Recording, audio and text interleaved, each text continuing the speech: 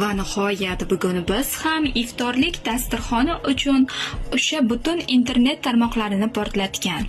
Biz tomchidan dengiz yaratamiz, xalq maza qilsa bo'ldi degan o'sha mashhur Imona Foods taomlaridan buyurtma berdik.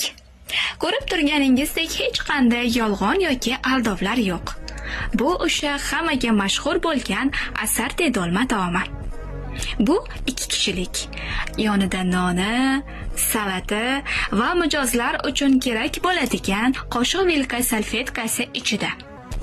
Biz qovoq somsalarni juda ham yaxshi ko'rganimiz bois 6 dona qovoq somsa ham buyurtma berdik. Narxi esa o'zlari aytib o'tishganidek, 1 kishilik taom narxi bor yo'g'i 22 ming so'm. Non, salati ichida. Bizning esa umumiy narximiz 68 ming so'mni tashkil qildi.